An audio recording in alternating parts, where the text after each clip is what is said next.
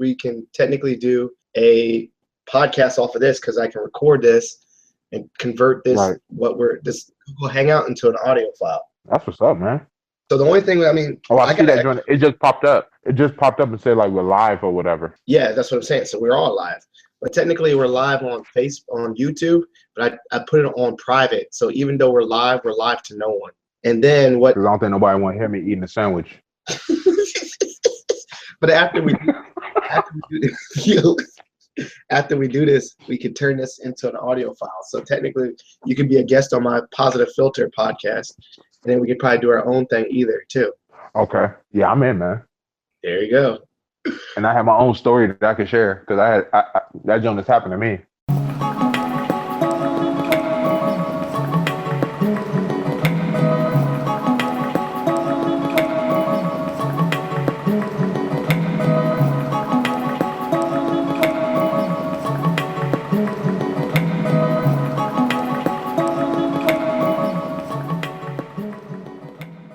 Welcome to Positive Philter with your host, Philip Wilkerson, a podcast that focuses on friends, family, health, and career with a little self-help around the way.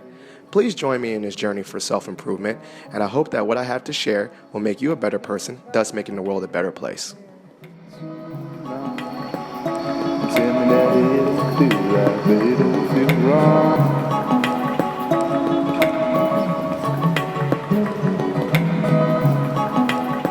All right, so we are live. This is our episode. This is Positive Philter with your host, Philip Wilkerson. Today I have a special guest, my first guest actually. It's my best friend, Hillard. Hillard McMorris, introduce yourself. How you doing, everybody? Hillard McMorris, coming to you from Boise, Idaho. Probably the only black guy out here. Yeah, I was just about to say it, the only black the only black person I know from Idaho. And so, while we're doing this podcast, obviously, what I said earlier is that each episode we're going to focus on a topic and talk about a positive spin and how we can relate everyday scenarios and look at those from a positive reframing to move forward and obviously live life in a positive manner to make the world a better place and thus make you a better person at the same time. So I thought, I had to do an episode about friendships because friendships are one of the most important relationships to me. And who better to have as a guest about friendship than my best friend, Hillard McMorris. I appreciate it, man. Yeah. So I think the reason why I have Hillard as one of my first guests, specifically about friendship, is because one, we share the same values about friendship. But let's give the viewers, or not the viewers, what am I saying viewers? This is a podcast, this is audio. Let's give the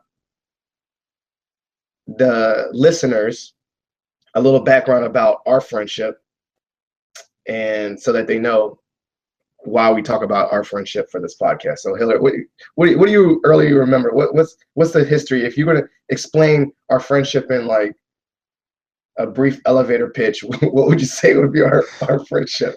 Man, elevator pitch. Yeah. Well, I can hear the echo. I don't know the echo. Well, I was hearing the echo from your mic, from your volume, but we'll move forward. Yeah, technical difficulties. 10th grade, in high school at Mount Vernon High. And I mean, we played football, but I think at that time, like I was on varsity, and you were on JV. But we met in Coach Holbert's class. Like he pulled a group of black men together, and he did a class, and that's where the friendship kind of started. I mean, we were in the same sub school, so like as far as lockers and stuff, we were like right around from each other. And me, you, Justin, Charles. I mean, some of the same guys that we're still boys with today. I mean, but like it kicked off in that class, and that's something that I'm thankful for, is for that class, because not only did it was like way before its time, but it taught me what I look back as like just the foundation of what a good friendship should be, and what the standards that I hold now for having friends. That's true. And I think one of the things that stands out about that class specifically and our friendship, which we're dating ourselves. I mean, we graduated high school in '03, and that was like, what, 3 years in. So, I mean, our friendship has been since we were like, what, 15 years old, and now we're like 32. Yeah. But Hmm. it was the core. I think the core about that was what's going to lead into about friendships, is that we were young, black, impressionable males who, um, through different experiences, we share the bond of that class. And what I think even transcends that is that we became a coalition per se, or a group, like almost like a cohort, where we've stayed in touch. And I think most everyone from that class, what Hogarth's class, what you said was ahead of its time, either attended college, at least attended college, which was a positive thing for all black males to do. And I think even today, we still, as professionals, not everyone had to graduate college. Not everyone, that's not, college is not for everybody, but we still have that positive impact, that positive peer pressure on each other to not totally be screw ups in life, to keep each other accountable. And I think that's the basis for our friendship too, because what I think that we both share is that accountability from that class. Oh yeah, for sure. I mean, and what makes it even more powerful is that it's black men holding other black men accountable, man. It's like you being a dad, me being a dad, like, and our kids being around the same age, like we're able to kind of like inspire each other, feed off each other, um, Right. things like that, and that builds that bond and that friendship even closer. You know what I mean? And just 100%. keeping in touch, man. Like it, like same thing with Justin, and Charles. His kids probably it's a little older. His son Jordan's a little older than both of our your kid and my kid and Justin kid.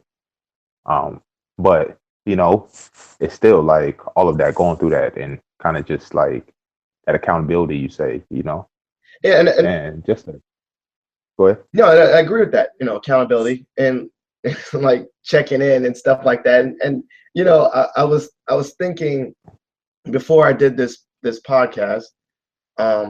I think what I think transcended our friendship beyond that class, which is, I don't know if you've ever thought about this, but this is what I thought about, is that by us going through the same counseling program years later at Mason, and thinking about self-awareness and thinking about people and relations and communication, I think it made us better friends.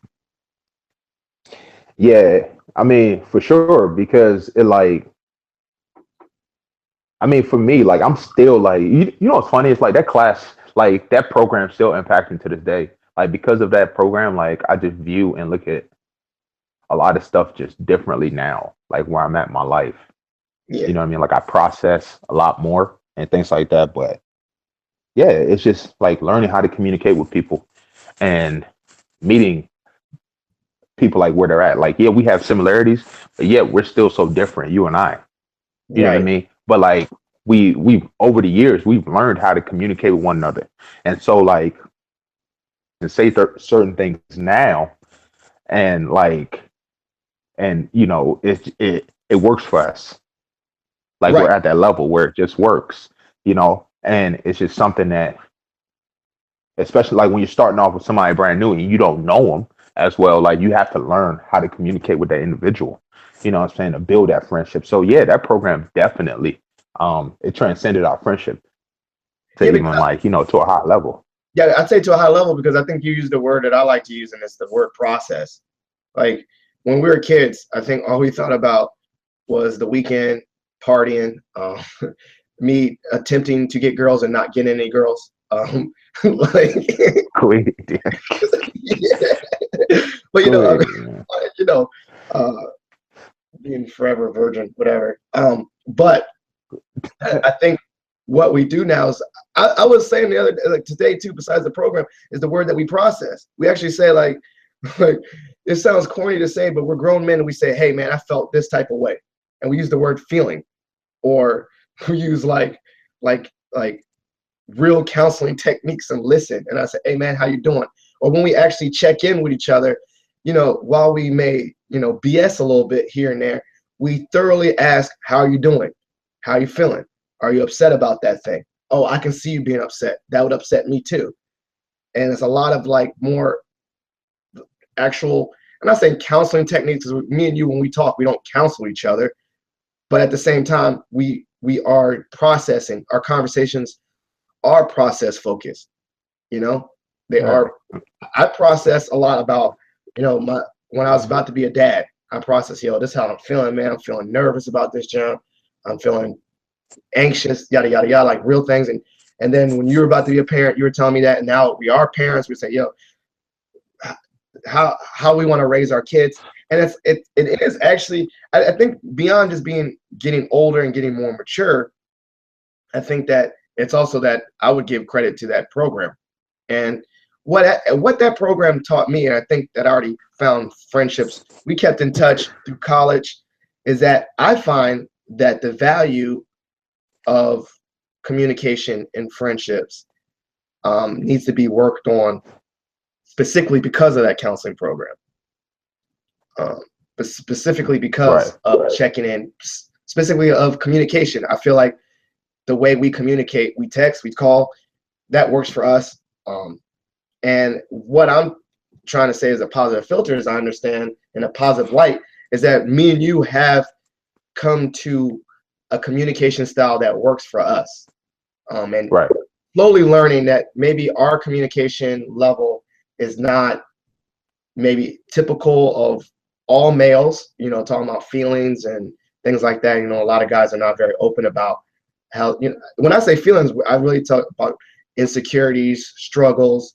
I don't feel like I had to be show off or proud for you because you're my friend. But I think that would have been through the counseling program. I don't think that I think that we come to that level ourselves. But at the same time, I think that I'm able to analyze myself.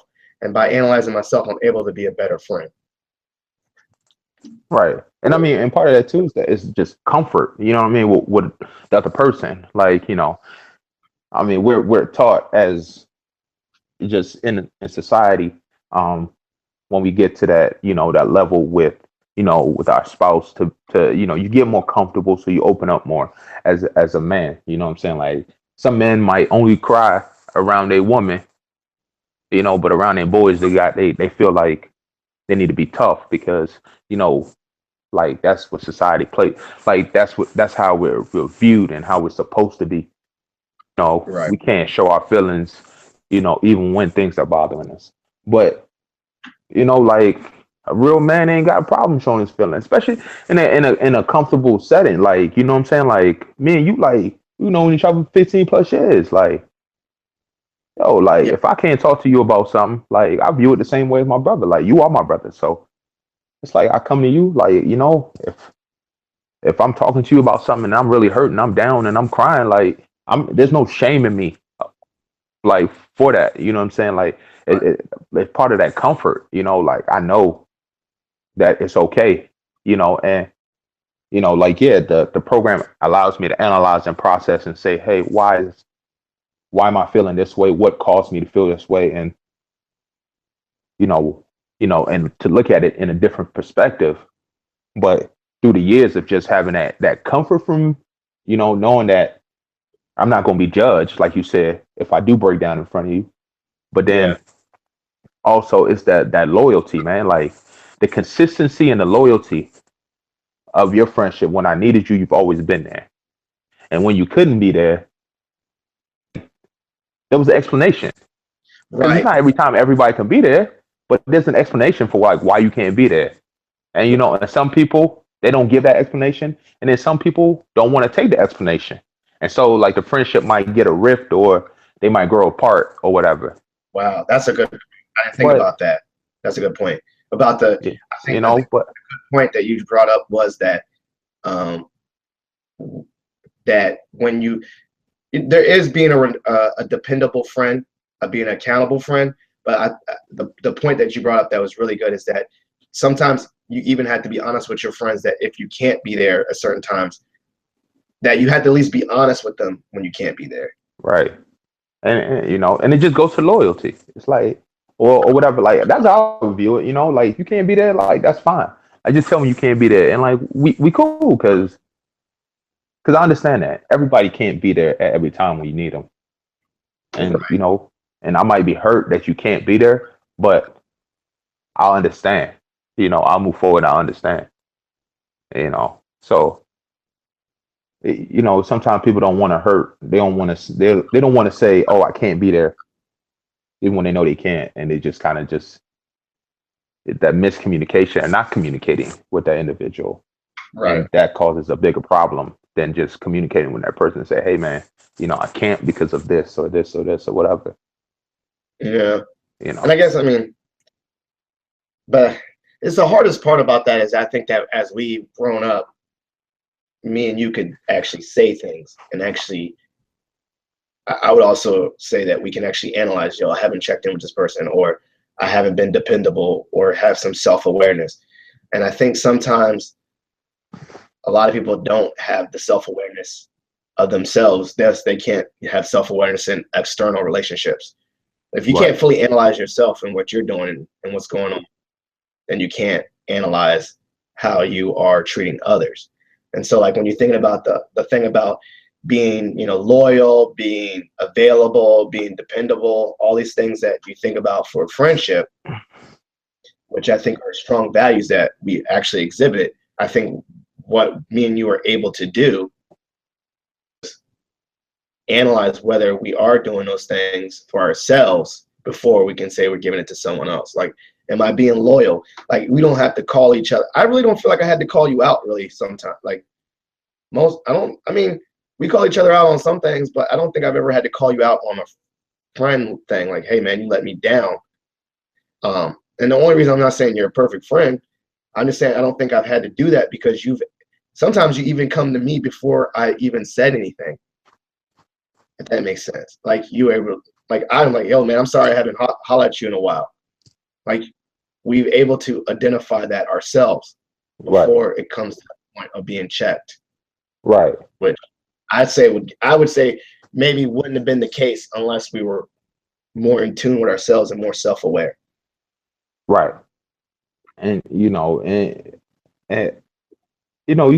can't get so wrapped up in your feelings, with a friendship, like because sometimes it's you got to find a balance between you and that person. Like for us, it's there's been you working. If we're looking at on a scale of, and let's say a friendship is supposed to be 50-50, right? There might be times where Right. you're doing 60 and I'm doing 40. And then, Right. other times where I'm doing 60, you're doing 40. But like if you're doing 60 or 70 all the time and I'm doing 30 or 40 all the time, then we got a problem. You Right. know what I I'm didn't saying? think. But so we gotta so it's like finding that balance because it's just life is gonna happen. Things are gonna happen. Right. You know what I mean? And so like it's like, okay, that one person shouldn't be the one coming towards all the time. It's like where is, you know, it's just like it's a good friendship is like it's a some might say a step down, a couple steps down from marriage. I mean, it's a relationship, and Honestly, it's like you're not, yeah. I don't think go ahead. if I don't think I could marry you though. Nah, I'm not saying it's a marriage, but I'm just saying it's like, but No, there's times in a marriage where the husband is given, what I'm saying, he might be given 70, 80, what I'm saying, and then it flips and the wife is given more, and it's just you find that balance though. You guys kind of go off of each other and find that balance, and you kind I of was, get. I was just joking because I was like, man, even if we were to get married, I don't think we'd marry each other. Nah, not at all, not at all. But it's just you find that and then you just move forward from there, and you just kind of and it's just like for us, like we've done it over years. It's like ain't no like people ain't gonna reach our level, just starting out in a new friendship. Like, I Yeah, I mean, think we I hit was thinking about that today, like, because you say you want to do this podcast today, and so like I'm thinking about like being out here, and and we've talked about that, like me not really being open to finding like new friends and stuff like that. But right, it's I just don't want to let them in my circle. I don't want to do that work. There's a lot of times where I just don't want to do the work with people. right. You know what I'm saying? Because Because I've done it already, and I got my crew, and I got my circle, and I don't really want to let nobody else new in. yeah, and that's because with new friends, I You mean, I know? think like with new friends, I think I like your ratio thing. When you make new friends, though, sometimes for yourself to put yourself out there, you might have to do like 90% to 10% just to make a friendship. And like that Exactly. it is work. As opposed to Exactly. a long, I think as you even killed out with a long-term friend, it becomes like natural and it, like they say, like things that you enjoy or things that are come natural to you is not work. But making new friends, I believe, is work. I agree with that. It's work. And it can be Yeah. exhausting and it's new and it's I enjoy making new friends, but at the same time I had to take a page from your book is that sometimes in the process of making new friends I need to realize, take a step back. It's like, yo, I got some really ride or die good friends that I don't have to put that work in. I could just be myself and it's more natural. And I guess making new friends is work. It is a lot of work. Yeah. I mean, the older we get too, you know what I mean? It's like it's just you're putting yourself out there more. And a lot of times I just don't. I mean, it's like I don't want to put 90% into somebody. Like, a new person. Like I'm building a friendship. Like a lot of times I'm just like, I don't want to do that. Like, especially at this point in time in my life, everything that I got going on. Like for me to give somebody 90% of myself, like, no, I don't have time to give you that. Or 80%. I don't have time to give you that. And then for me to feel like, hey, in a couple years, like we kind of just fizzle out. You kind of go about doing your thing, and I go about doing my thing. And for me, I feel like that's time wasted. Right. And I You mean, know, it's like, it's investment. I was about to say that earlier, when I did these, like, let's do our yeah, friendship notes. I think that friendships are investments. It's investments of time because, as we get older, what I also realized about friendship at this age is that I have a busy life with my son and my wife and my family, family time. So the people that I choose to be my friend, I'm investing yeah, a spare time in the week to be that person's friend or be with that person.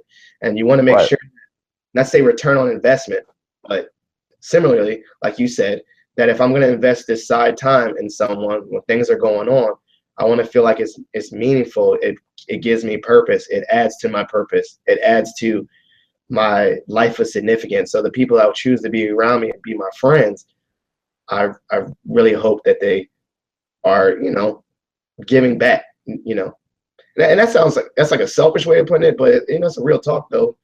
It's real talk like that. You want someone to feel just as invested in the relationship that you're building, um, as you are.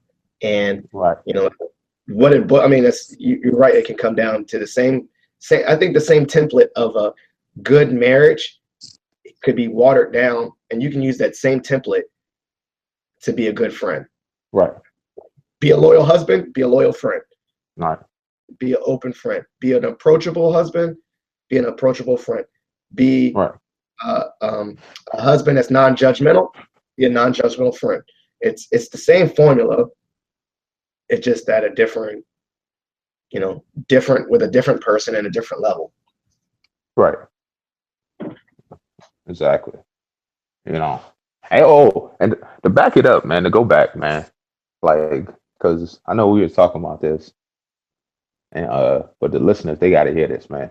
In 10th grade, and when we did that class, yo, like we read Ben Carson's Gifted Hands, yo, and so this, and so that dude inspired me at that time. Like I was fully inspired by his story, man. And for this dude to be going out saying what he's saying now, man, like somebody need to slap him, man. Like seriously, yo, this dude is tripping. What's that to do with So like, for real, man. Hey Ron, don't cut this part out either, yo. This part stays in it because, like, yo, this dude is tripping, man. Seriously, Phil. Like, we gotta address that, man. I know we talking about friendships, man, but yo, Ben Carson, man, like this dude is a cornball for that, man. Seriously. He going, What's that to he do gonna with put us on the same level as immigrants, dog. Like, we did not choose to come here, yo. And he gonna say that, yo. Like, so I had to put that out there, man. I just had to. Yo, all right. I mean, I know that was mad random. I know it's mad random. I ain't gonna lie, but like the fact that this made me laugh is like, yo, that's true. Like, yeah. But that's part of our friendship, though. Like, we talk about random stuff. Like, we jump all over the place, you know? So that's us, you know? So we can tie it right back into friendship. The fact that we were bump reading that thing, I need to get up with Holbrook. One, there's two things I need to do with Holbrook. If I meet up with Holbrook, one, I need to thank him for introducing me to that class. It's like the funniest, most serious class ever. Two, I'm gonna ask him if this dude still rocks with De La Soul. And three, I'm gonna ask him, how does he feel that he made us bump read that book? And we read that entire book. Oh, and we also learned what all 52 countries in Africa. Yo, how many can you still name, yo? Man, I could not 52. No, I probably could still name, like, if they give me a blank map. No, I mean I can't get a map. That sounds bad. I'm gonna get back on it. But I feel like I still can name at least 25. I'm not doing it on this podcast. Man, I still can do 25. Yeah. Man, I'm about to write that. I'm about to just randomly see. I'm gonna text you later and randomly write it down on a piece of paper without looking and see how many I come out with. Because you know why? Because that is another random thing that we are random friends. Yeah. Random side note. I hope that Duke loses in the first round of this March Madness. Come on, man. And we the ACC tournament, like champs, man. Come on, stop it. We were the regular season champs, UNC.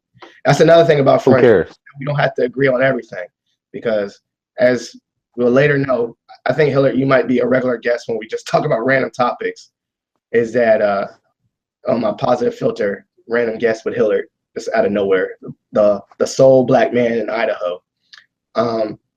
We'll talk about our differences. I think one being that we're both fans of the opposite teams in the NFC East as well, to show that friendships do not need to agree on everything, because we don't.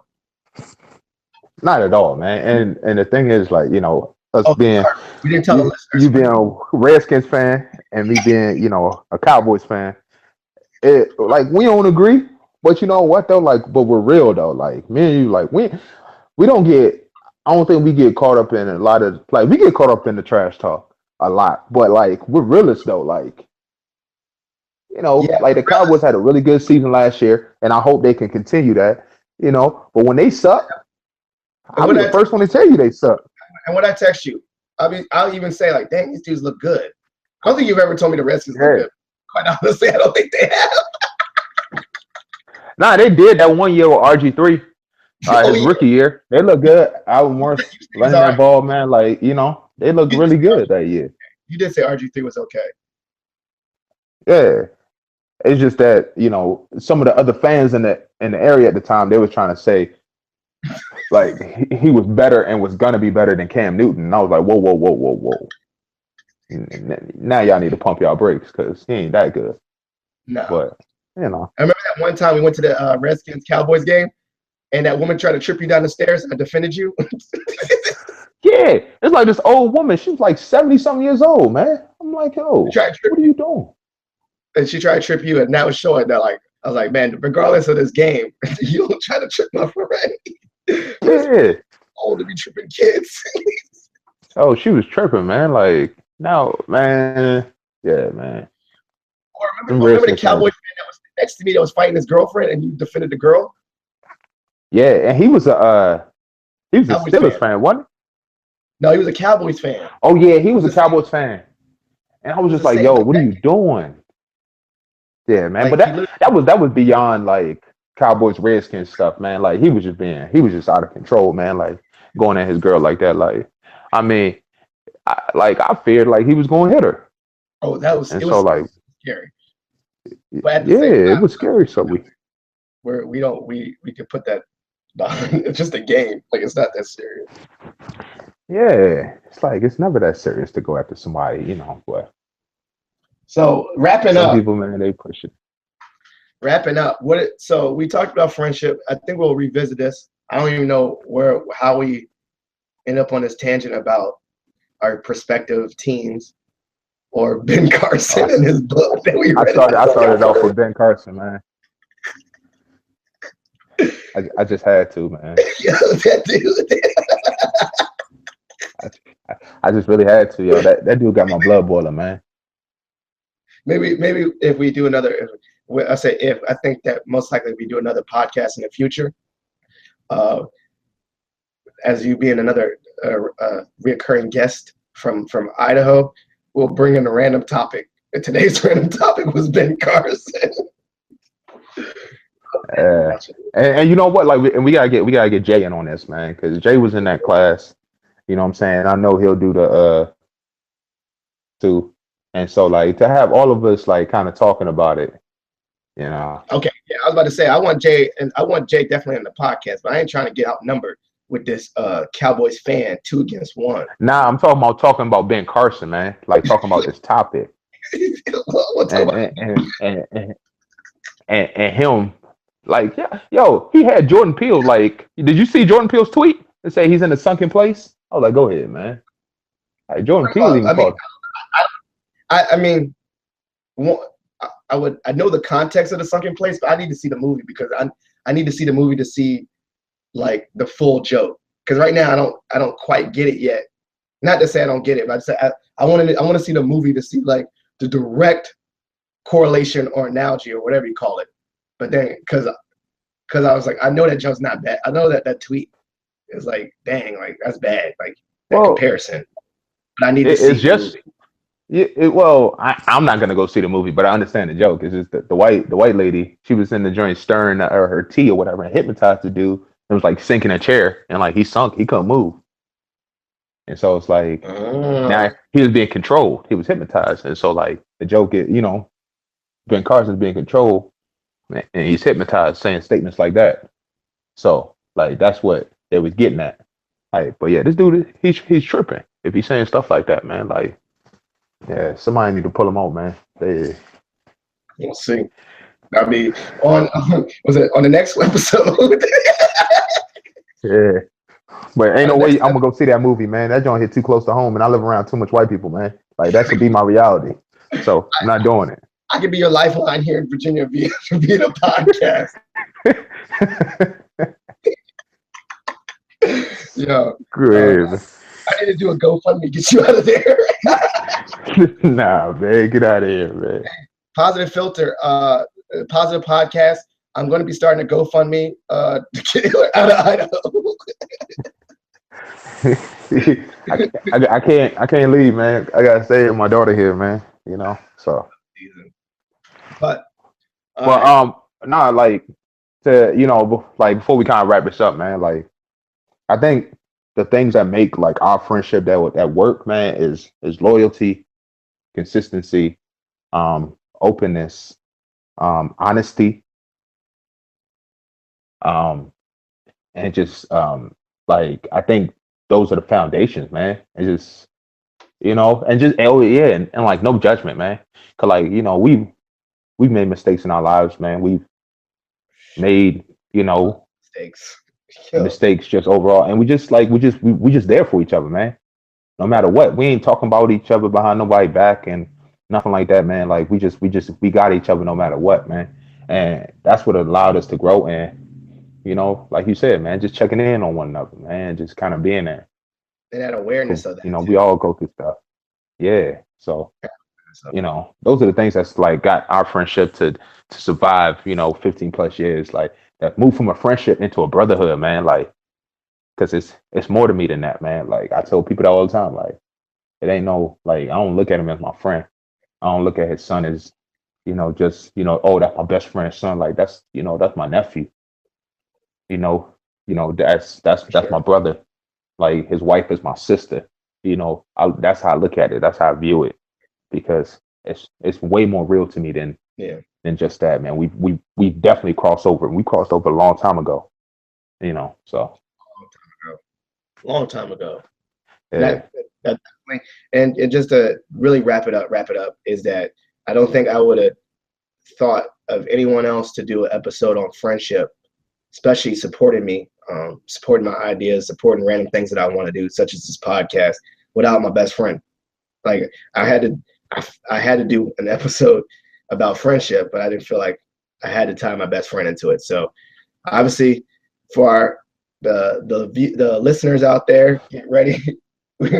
Me and Hillard might have more topics in regards to friendships and a follow up and just different things. And obviously, being that this is Positive Filter, I couldn't think of a more positive person to bring into the fold with me in my podcast. So Hillard, I thank you for that, for being a guest on my podcast and a guest on this show. yeah, man. I appreciate it, brother. Thanks for having me, man.